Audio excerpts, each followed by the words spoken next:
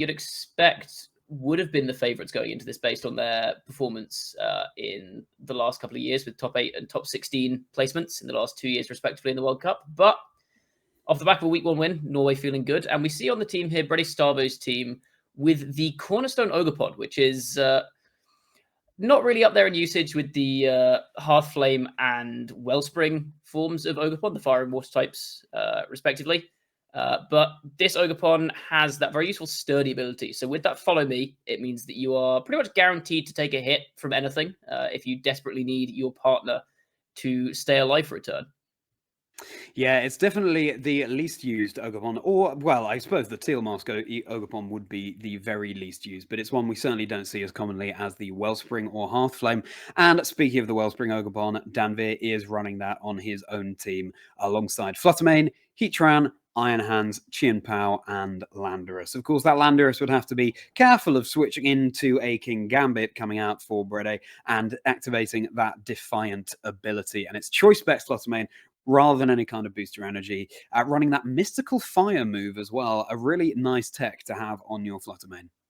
It's interesting tech. I don't know how relevant it's going to be in this matchup because into Kingambit, Moonblast is doing effectively the same damage, and you really don't want to guarantee that you give a special attack drop to the Kingambit with that Defiant ability because you're just going to give it a free attack boost, and then that Sucker Punch, very, very dangerous into the Choice Specs Fluttermane and the Choice Scarf Landorus we see on this team, and the Assault Vest Iron Hands. All three of those Pokemon guaranteed to go for attacking moves every turn they're on the field. So that Sucker Punch is a threat. But worth noting, I think, that Brede's Kingambit is not the usual Black Glasses Terra Dark set. It is instead Terra Fairy with an Assault Vest. So that Sucker Punch, not dealing maybe as much damage, not threatening that one shot on Landorus that otherwise might do, but it gives it a lot more bulk into the Fluttermane and the Heatran on Daanvir's team. Yeah, really interesting matchup here, and it's worth calling out Daanvir's player achievements as well. Singapore national finalist in 2023, really impressive. World Cup of VGC in 2022, and that was the case for Brede Stavø for Norway as well. And a Singapore national finalist in 2022. So such recent achievements for Daanvir. And it's fantastic that he's been able to capitalize on them and represent Singapore in the World Cup this year as well. So clearly a player to keep our eyes on. Yeah, for sure. Going to be an interesting match, I think. The matchup seems very even. I don't see anything clear on either team that's going to sway it. I think the speed booster, I'm assuming speed booster energy on Fluttermane could be a big factor here, giving it speed control over that Landorus, the Fluttermane, the Chien-Pao on Daanvir's side. So maybe that's something Brede might want to leverage here. But we will just have to find out. And we are ready to get into our game. So let's see how this match between Norway and Singapore went down between Brede and Daanvir.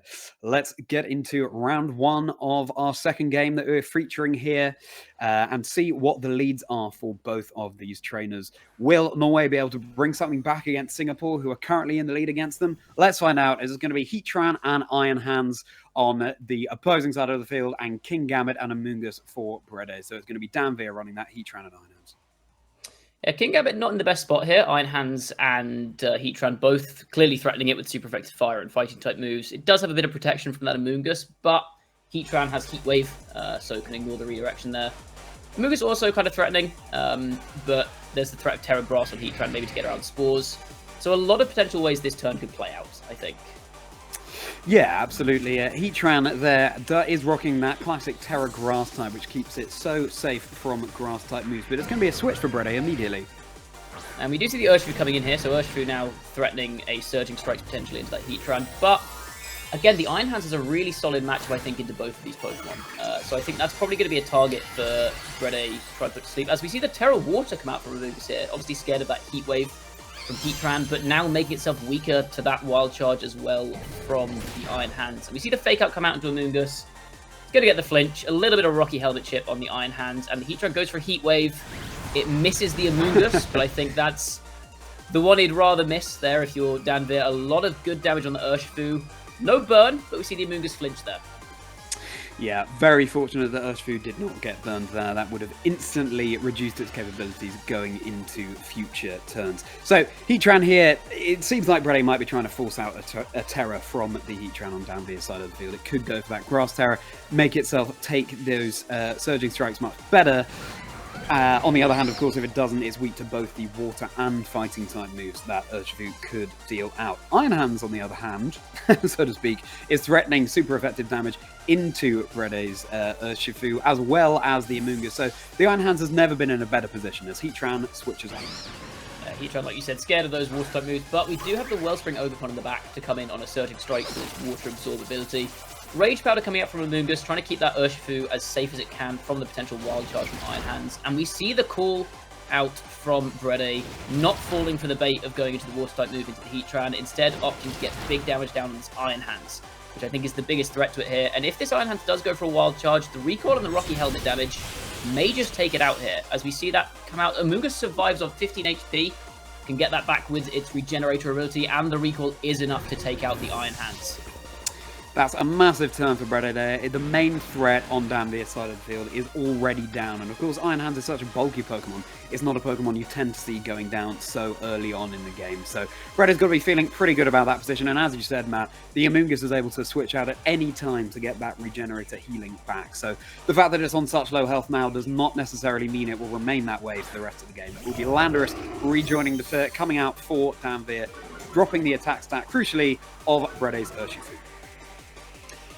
Yeah, this is still a tough position, though, for Brede. Despite getting the KO on that Iron Hands, going for the Water Terrestrialization on Amoonguss means it's very, very vulnerable to that Wild Charge. We've seen how much damage it's taken there. And Urshifu, again, is in range of a potential maybe Flying Terror Blast from this Landorus, who is now putting on a lot of offensive pressure. This Amoonguss now, having gone for that Terror Water as well, is also weak to the Ogerpon that we see on the opposing side of the field with Horn Leech. So Daanvir could potentially try and leverage that. At the moment, Daanvir is threatening KOs on both these Pokemon, so it's a tough position, I think, for Brede. Yeah, it's a really tough position indeed. Ogerpon, hopefully Daanvir will be able to get a little bit more usage out of it in this particular game as opposed to the first game that we featured on screen. And Brede was right down to the wire there, locking in his moves. It's going to be Urshifu switching out. Urshifu switching out, Kingambit coming in here. A bit late to get the Defiant boost off the Landorus, but maybe trying to call a potential Flying Terror Blast into that slot, but we don't see the Terrestrialization from Landorus here. Instead, we're going to see a Stomping Tantrum, which is going to do a lot of damage to that Kingambit on the switch in, just over half, and a Horn Leech into the Kingambit as well. So calling out some kind of switch there, maybe try to cover options from Daanvir, and getting a lot of damage down on the Kingambit as a result. Yeah, look at the health difference between the Pokemon on both sides of the field here. Kingambit and Amoonguss so low for Brede, as both of Daanvir's Pokemon are on full health. Now, Ogerpon for Daanvir is in a relatively good position. It can't be put to sleep because it's currently part grass type. Of course, if it were to use the Terrestrialization, it would lose that grass type and be vulnerable to something like a Spore. But if Daanvir's Ogerpon here has access to a setup move, it does not. It has that Ivy Cudgel, Horn Leech, Follow Me, and Spiky Shield. So you'll be able to threaten big damage with an Ivy Cudgel or indeed a Horn Leech. Ivy Cudgel more effective onto the Kingambit in this position. Stomping Tantrum comes out and takes out the Amoonguss. So Amoonguss goes down here, a little bit of Rocky Helmet chip in return on the Landorus, but I don't think Daanvir's going to be too worried about that. And now this Kingambit potentially going down to an Ivy Cudgel I'd expect to see here. And there is the Ivy Cudgel, which should be enough to take it out. Kingambit does go down here. And now a very tough spot for Brede in a 3v2 situation. But we do still have that speed boost of Fluttermane. As I pointed out at the start of the game, that fast Icy Wind into the Scarf Landorus that Daanvir's got here is really threatening. I think it'll probably pick it up from this range. Daanvir's got to be very careful of that. Maybe try and leverage Terrestrialization this turn. They've still got the Follow Me as well to keep Water-type moves away from that Landorus. But it's probably still in Daanvir's favour a little bit, especially with that Heatran in the back end and the Terrestrialization still available. But there's a way out for Brede for sure.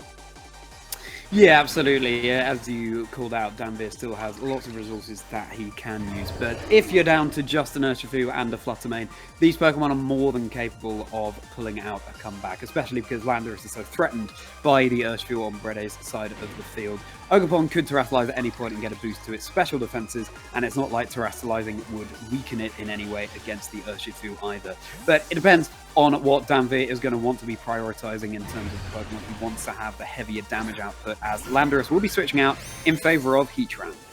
Yeah, Heatran comes in here, so maybe trying to leverage another Intimidate on that Urshifu to weaken the Aqua Jet potentially from it, so Landorus can survive that. And we do see the Terastallization come out from this Ogerpon, getting that big special defense boost, which is very, very useful into this Flutter Mane, and giving itself a nice Terra boost on its Ivy Cudgel. So now there's a big threat on this Flutter Mane as we see the Urshifu go for Detect, and the Icy Wind does come out from Flutter Mane, and we'll see now if Daanvir calls this from Brede. This is a big turn, I think. If they get the call right here, they go Horde Leech into Urshifu. So a good Detect there from Brede, keeping himself alive for another turn. Speed drops, not too relevant here from the Flutter Mane, but the Landorus has been forced out.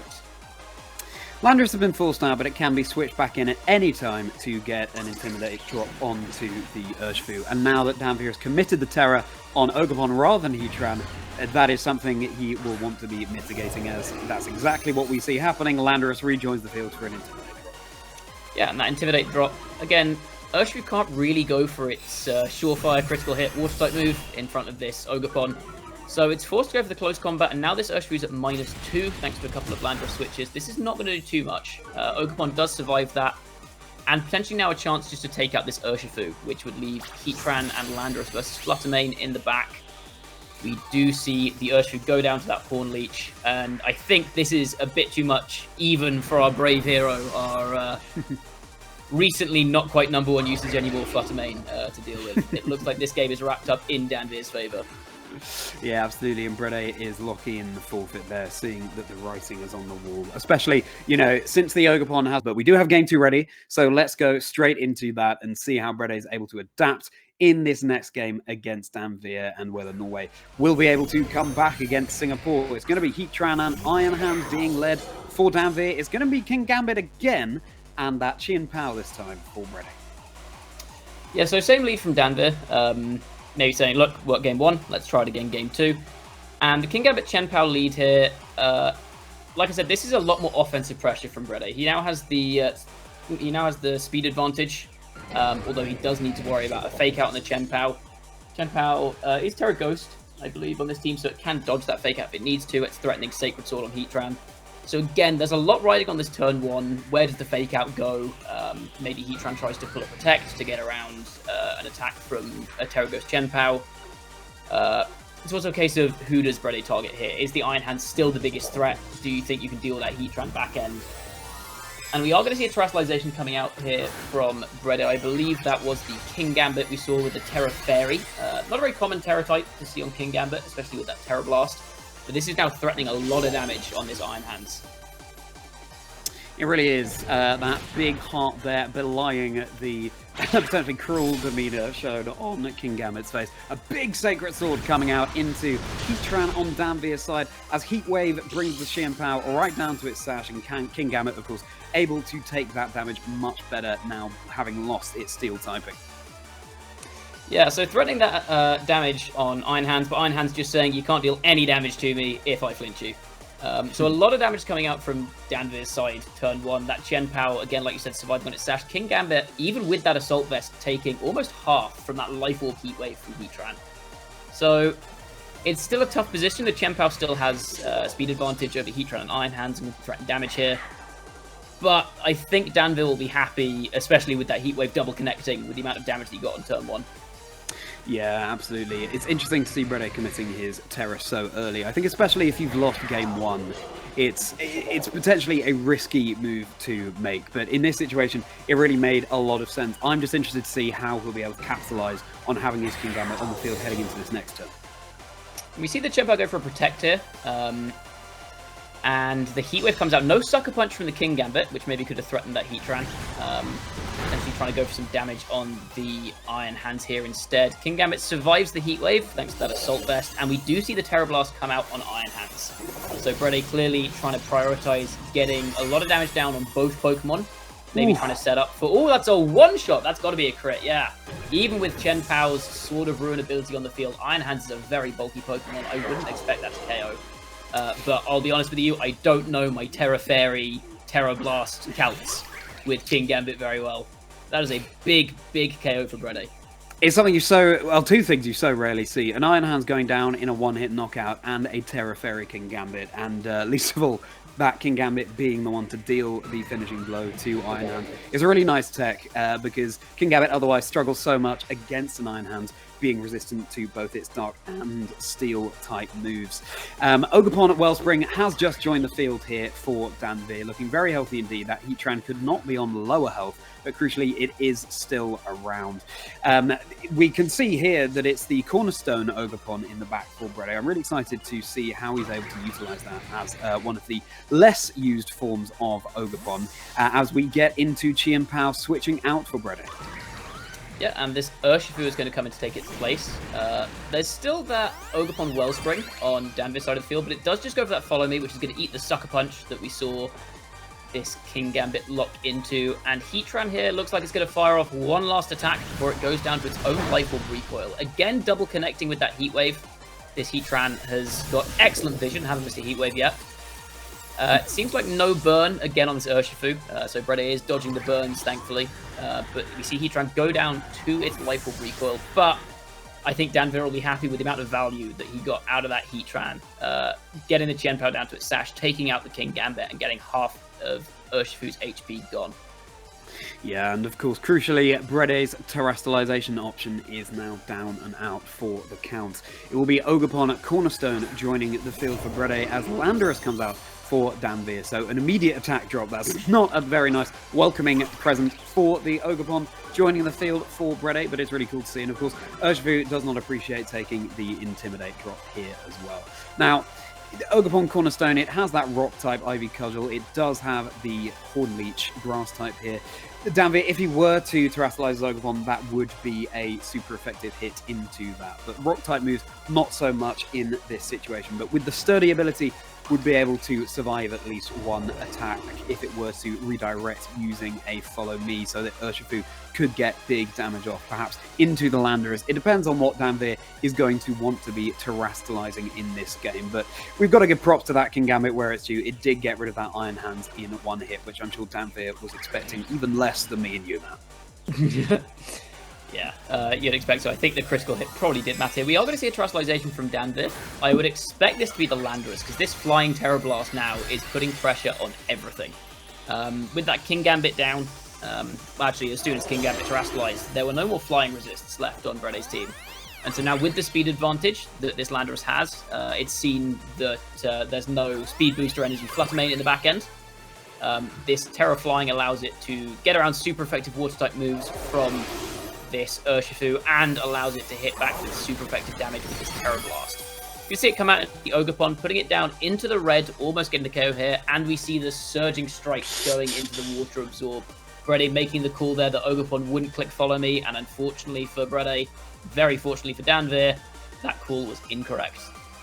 I think it can be slightly confusing with Ogerpon because, of course, it gains a different ability when it terrestrializes in that embody aspect, and we so rarely see the base ability, so to speak, of Ogerpon. So it's entirely fair enough for Brede to have forgotten that his Surging Strikes would, in fact, deal nothing to Daanvir's Ogerpon. It's going to be a Follow Me coming out from Daanvir's Ogerpon in this situation, though. Yeah, I don't think that was necessarily forgetting the ability. I think it was more a call that maybe hoping Daanvir wouldn't go for the Follow Me there and trying to Surging Strikes into the Landorus. But Landorus is going to go for that Terror Blast into Urshifu, cleanly knocking it out. I think that would have taken it from full. Ogerpon's going to hit back with an Ivy Cudgel, but the Follow Me redirects that into Daanvir's own Ogerpon, and with the Intimidate drop, that's not doing very much damage. And now it feels like it should be a pretty clean sweep for Landorus here with that Follow Me support from Ogerpon.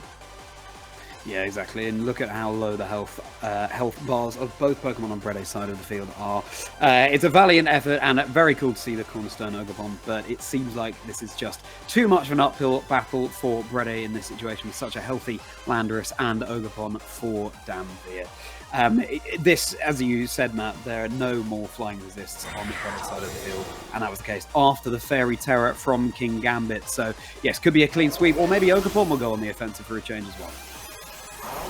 Well, we don't see the Follow Me this turn, but it's not going to matter. The Terror Blast coming out here, taking out that Ogerpon. I think Brede there, maybe hoping that Daanvir went for a Follow Me and went for a Horn Leech. Oh, sorry, a Terror Blast into the Chen Pao, maybe trying to get a free turn, get some Horn Leech recovery or something.